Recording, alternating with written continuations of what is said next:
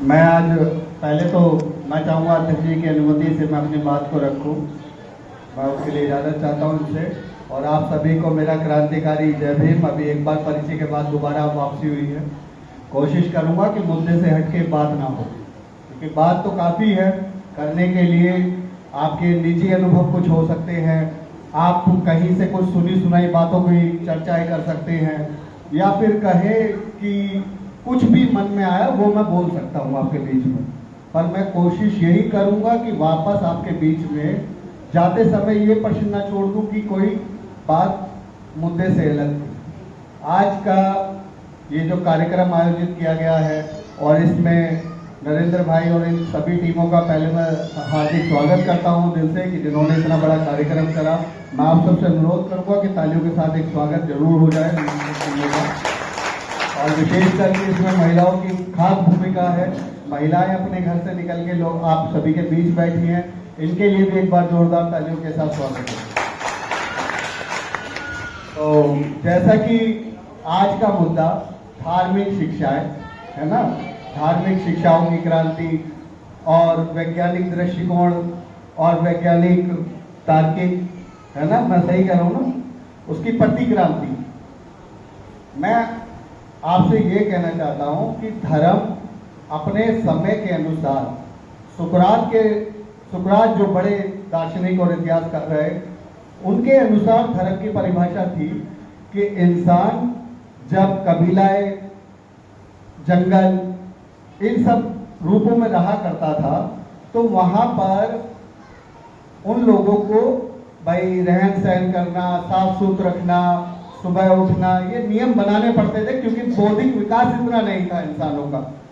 तो वहां से ये धर्म की परिभाषा शुरू हुई कि कोई इंसान, कोई स्त्री, कोई पुरुष सुबह कैसे उठेंगे, घर का कैसे काम चलेगा। कबीलाओं में कबीलाई सिस्टम था तो घुमंतु कबीले थे, जगह जगह भोजन खोजना था, भोजन खोज के फिर उसको आपस में बंटवारा करना था। बंटवारा सबसे अहम था। वहां पे कोई निजी स्वार्थ या निजी भाव ऐसा नहीं था कि खाली मेरे ही पेट भर जाए, बाकी सब अपना जाए जैसे जाना, जिसको भूखा रहना रहे। पर कबीलाई सिस्टम की खास बात थी कि वो बंटवारा करते थे आपस में। उस जगह से धर्म की परिभाषा, जैसे आपने बिरसा धर्म सुना होगा या नहीं भी सुना होगा, आज भी आदिवासी जंगलों के अंदर कुछ ही लोग हैं जो बिरसा धर्म को मानते हैं, जो प्रकृति को मानते हैं। वो धर्म है, वो प्रकृति को पूजते हैं, पेड़ों को पूजा करते हैं, उनके फलों पे जिंदा है, वहाँ पे शिकार करते हैं, शिकारों पे जिंदा है। इस तरह का भी धर्म है। और हमारे देश दुनिया के अंदर भी धर्म की तमाम परिभाषाएं हैं। यानी कि एक धर्म हमने ऐसा भी देखा कि जिस सदी को आप देखते हैं 2025, ये 25 यानी कभी तो एक शुरू होगा, जिस दिन ईसा मरे उस दिन एक शुरू हुआ कि पहला दिन वो दिन था कि जिस दिन ईसा मसीह को मारा गया, सूली पे लटका के, उस दिन से तय हुआ कि जी आज से एक तारीख की शुरुआत हो जाएगी आज 2025 से। ऐसे देखते हैं चीजों को। और उसके बाद में इस्लाम का धर्म भी देखा। इस्लाम में शुरुआत में 3 समय की नमाज पढ़ना, क्योंकि इतना नमाज पढ़ने का कल्चर था नहीं। ठीक ऐसे ही धर्मों का कॉन्सेप्ट, खाली ये जो आज का मौजूदा धर्म है इससे टकरा के अगर देखेंगे तो दोनों परिभाषाएं अलग है। क्योंकि उस समय पे इंसान की बौद्धिक विकास बहुत कम था, पर वो एक साथ रहना, एक साथ जुट के बात करना, एक दूसरे की समझदारी के साथ बात करना, ये सब चीजों में हम सबसे अव्वल था, जो आज हम है नहीं। हम सबसे अव्वल ही था। हम मनमौजी तरीके से कुछ भी कह सकते हैं, पर आज के धर्म की परिभाषा आज के 500 साल पहले के धर्म की परिभाषा के मुकाबले में नहीं गिरेगी। क्योंकि उस समय पे अगर आप सिखिज्म देखेंगे तो लगभग 500-600 साल पुराना धर्म है। और उस धर्म ने किया ही क्या, वो भी एक धर्म बना कि लोगों, गुरु नानक ने एक जो घर के बड़े बेटे होते थे उसको ले जाकर और युद्ध शुरू कर दिया कि भाई जो हमारे देश पर आक्रमण करेगा, हमारे लोगों को सताएगा, हमारे लोगों को उत्पीड़न करेगा, हम उसके खिलाफ में न्यायपूर्ण तरीके से लड़ाई लड़ेंगे। तो उसकी भागीदारी में जब जिन लोगों को लेके गए, वहां से जब लोग लड़ते थे जंगलों में जाके, मैदानी एरियो में, तो ना वहाँ बाल काटने का सिस्टम है, ना मूछ बनाने का सिस्टम है, तो वो भी एक धर्म बन गया। क्या सिखिज्म धर्म है जहाँ पे चूड़ी बांधी जाती है, दाढ़ी बड़ी होती है, हम उसको सिखिज्म धर्म के नाम से भी जानते हैं, ऐसा भी धर्म है। तो उस धर्म की परिभाषा इस धर्म की परिभाषाओं से अलग है। मैं दोनों बातों को एक बात आपके सामने रख रहा हूँ, और आप इसी बात को ये देख सकते हैं कि आज का धर्म असल में है क्या। भाई जिसके प्रति हम सोचते हैं ना धार्मिक शिक्षाओं की क्रांति, ये कहाँ से जब शुरू हो गया? धार्मिक शिक्षाओं की कोई क्रांति नहीं होती है भाई। आज भी जो हिंदुत्व के नाम पे ही लड़ाई हो रही है, हिंदू के नाम पे लड़ाई नहीं हो रही है। हिंदू धर्म के नाम पे अगर आप देखेंगे, अभी आप मुश्किल से 50 साल पीछे अगर खींच के देखें इस पूरे समाज को, तो वहां पर धर्म के नाम पे कोई लड़ाई नहीं है।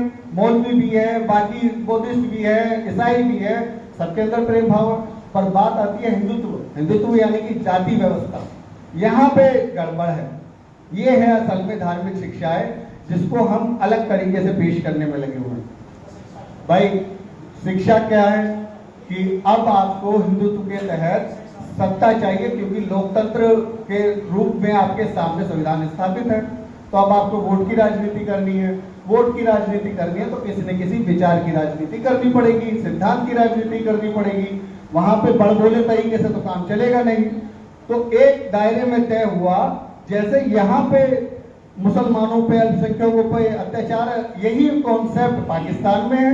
वहां पे मुसलमानों का हिंदुओं के प्रति अत्याचार है, वहां के नेताओं की भाषा हिंदुओं के खिलाफ की है, अल्पसंख्यकों के खिलाफ की है, अफगान के तरीके में यही सब चीजें हैं।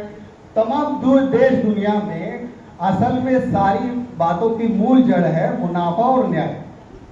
कि एक तरफ मुनाफा कमाने के लिए, सत्ता काबिज होने के लिए लोग कुछ भी करने को तैयार है, कुछ भी। वो किसी को लड़वा सकते हैं, वो किसी को गले कटवा सकते हैं, वो आपको भड़का करके आपके अंदर फूट डाल सकते हैं। ये सब चल रहा है हमारे समाज में ना, हम देखते आए हैं इसको। अब आती है कि भाई धार्मिक शिक्षाओं की क्रांति, ये तो कोई क्रांति है नहीं, असल में हिंदुत्व की बात है। सीधा सीधा अभी एक कहा बाबूजी ने कि भाई हमें आरएसएस जैसी शाखा बन जाना चाहिए। आरएसएस जैसा ही क्यों बनना है हमें? आरएसएस जैसा बनेंगे तो हम तो म्यांमार की तरह फिर कत्लेआम करेंगे, फिर तो हम किस बात के बुद्धिस्ट हो गए। हमें तो अगर हम बात करेंगे कि हम भाई संघ की तरह बन जाए, हम कहते हैं कि हम बुद्ध के धम्म वाले मार्ग की तरह बन जाए, इतना ही हमारे लिए काफी है कि हम उसके 5 सिद्धांतों को फॉलो करें और एक को छोड़ दें। वो 5 सिद्धांत क्या होंगे? वो ज्ञान होगा, कल्याण होगा, न्याय होगा, तर्क होगा और प्रेम होगा। इन 5 सूत्रों में पूरा समाज जुड़ा हुआ है। इन्हीं 5 सूत्रों के साथ में खाली आपको छोड़ना क्या है? वो है व्यक्तिवाद। अब व्यक्तिवाद क्या हुआ कि व्यक्तिवाद कि किसी ने कुछ कहा, सुना, बोला और मैंने उस कही सुनी बातों को रट दिया। व्यक्तिवाद कि मैंने अपनी समाज में देख लो, आप जिस समाज की हम आज बात करेंगे भी, कि एक ऊंचे पद वाला हो गया, एक नीचे पद वाला हो गया, एक ऊंची पोस्ट वाला हो गया, एक नीची पोस्ट वाला हो गया। और ऊंची पोस्ट वाला भले जाति का हो, दबाएगा जरूर। आज आप देखिए कि मैं ज्यादातर जगह के हिस्सों में देख रहा हूं कि गांव देहात के दलितों की जो पट्टे की जमीन होती है, 5 बीघे 10 बीघे जमीन, आज उस जमीनों पे कब्जा कौन कर रहा है? कम, क्योंकि वो सस्ती जमीनें हैं। उस जमीन पे कब्जा करने वाले लोग किसी जाति के ऊपर पद वाले लोग हैं, जिनके पास में मुनाफे का दुनिया भर का पैसा है। वही लोग अपने ही समाज की जमीन, क्योंकि वो सर्कल रेट के हिसाब से सस्ती है, तो उस रेट के हिसाब से अपनी ही लोगों की जमीन खींचने में लगे हुए हैं। ये तो समाज की नीति है, ये है समाज की धार्मिक शिक्षा। और मेरे हिसाब से इस विषय को तय करते समय बुनियादी ढांचों पर बड़ा सोचने की आवश्यकता थी कि धार्मिक शिक्षाएं, है ना, धार्मिक शिक्षाओं से कुछ नहीं होता है। असल में बात होती है कि आपके सिद्धांतिक मूल सिद्धांत क्या कहते हैं।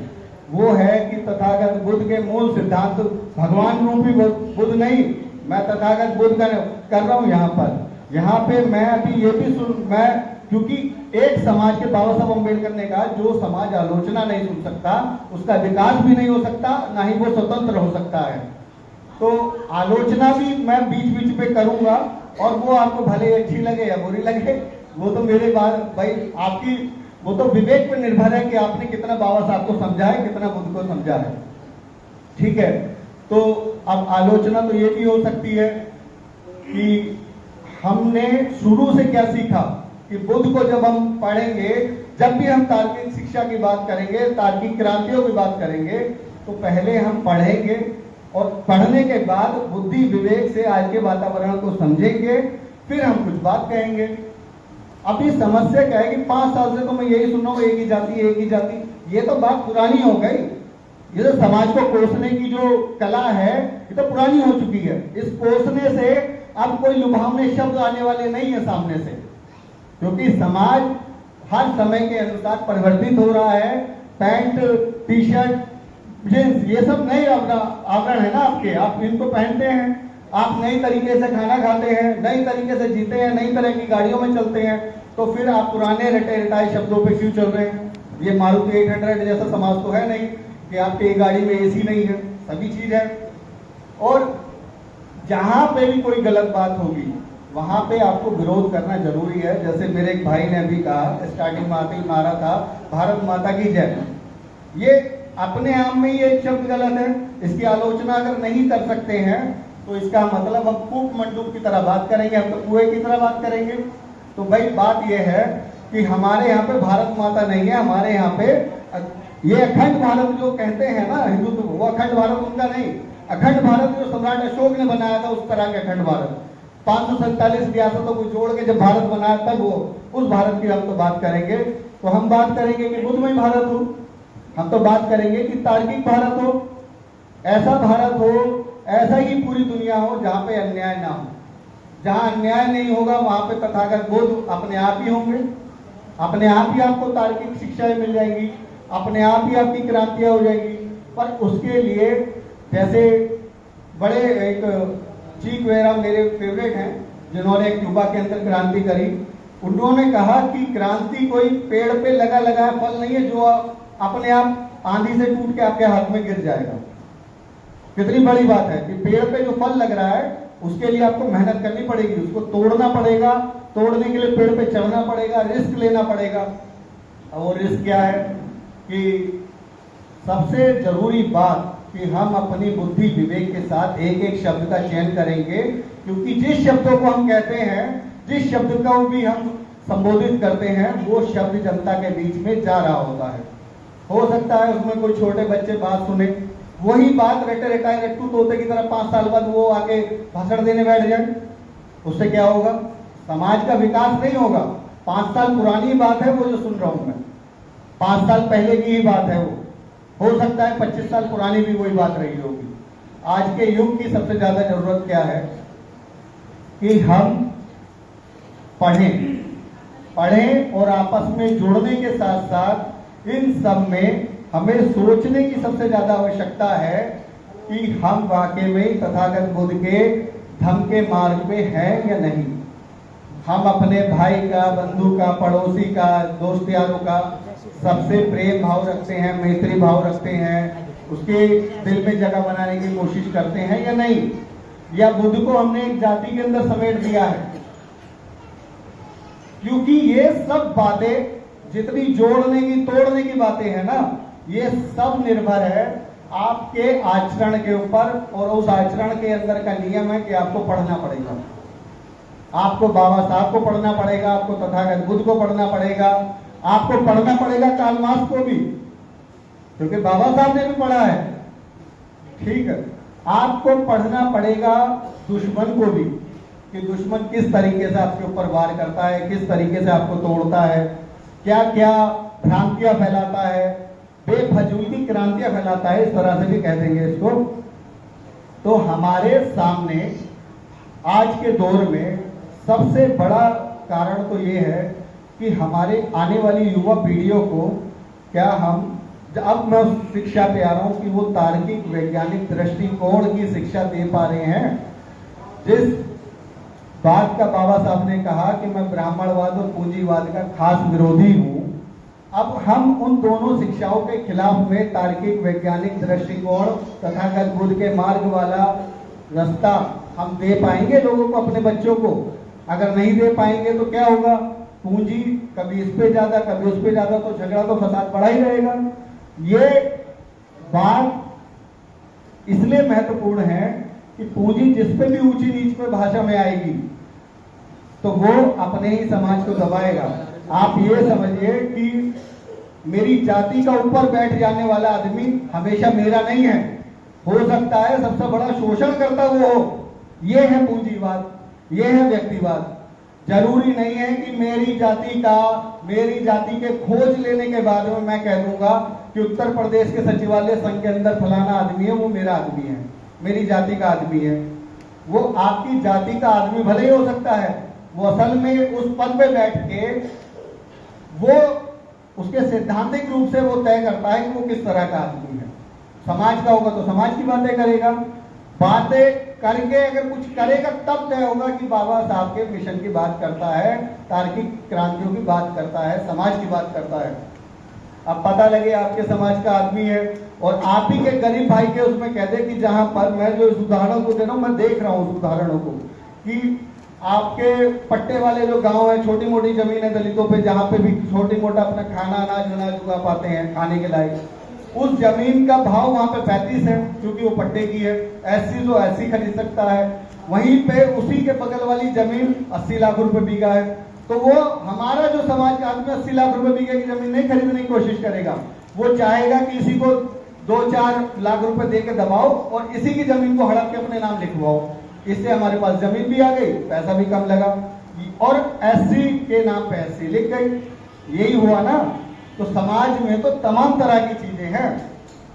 और बात जब आएगी कि अब प्रतिक्रांति क्या होता है, प्रतिक्रांति होती है जब एक क्रांति हो जाती है।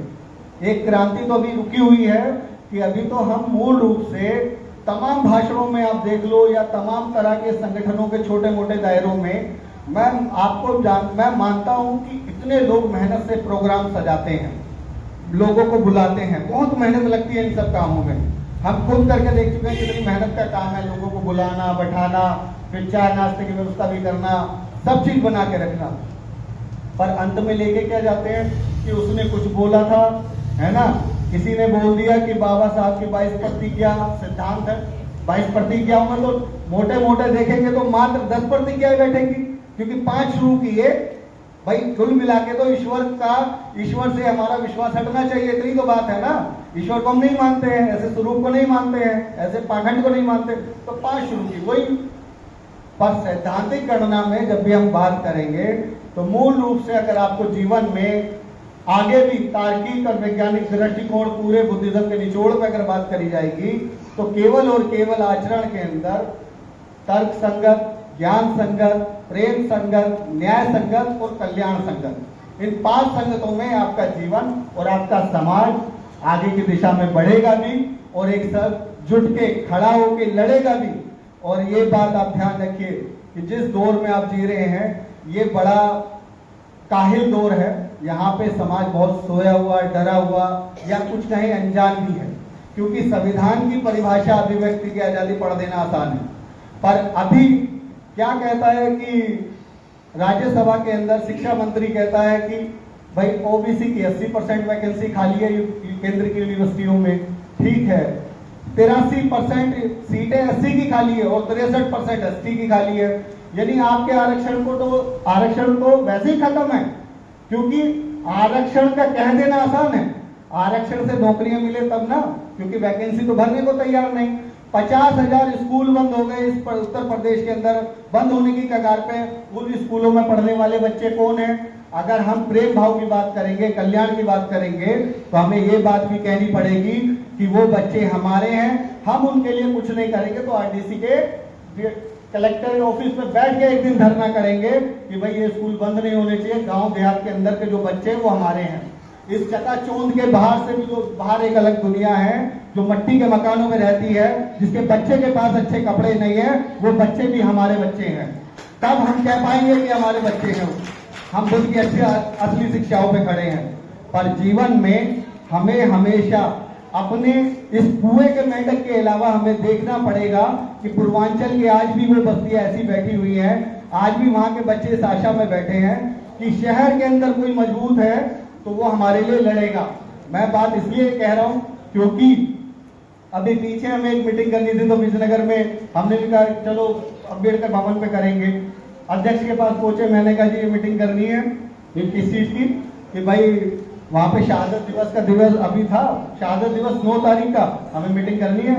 उसने कहा कि उस जी बुधवार में होता क्या क्या है, ये सवाल है, ये हर जगह होना चाहिए।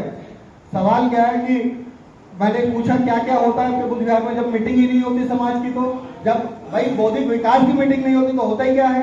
तो उसने कहा हमारे बुधवार में तो पर्ची कटती है, बर्थडे होते हैं और किसी की रिटायरमेंट बनाई जाती है, किसी का कुछ बनाया जाता है। तो हमने कहा ये इमारतें इसलिए बनाई गई थी क्या, बाबा साहब अम्बेडकर 4 बच्चे कुर्बान करके ये थोड़ी सुनने बैठे थे कि मेरे नाम का ऐसा भवन बनाना जहां पे अपने बच्चों के जन्मदिन रच देना, ये तो काम नहीं छोड़ा था बाबा साहब ने। अब उस आदमी ने इस लहजे में मुझसे कहा, तो मैंने उनसे एक ही बात कही कि आपके पास तो ये जगह है, अच्छे कपड़े, अच्छे रहने की जगह भी है, पर कोई आशा में बैठा है पीछे कि आप उनके लिए लड़ोगे।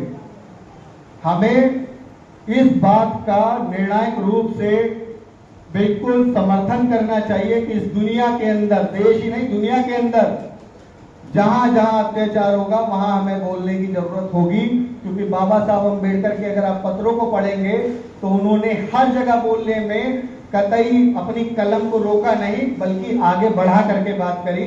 जब भगत सिंह मरे, भगत सिंह के साथ में 3 लोगों को जो फांसी की सजा दी गई, शहादत दिवस हुआ, तो उस पर भी बाबा साहब ने 3 कैदी पत्र लिख के कहा कि भले ही मैं इनके विचारों से सहमत नहीं था, पर इनकी भावनाओं से मैं बिल्कुल सहमत हूं कि इन्होंने देश की आजादी के लिए अपने प्राणों का बलिदान किया।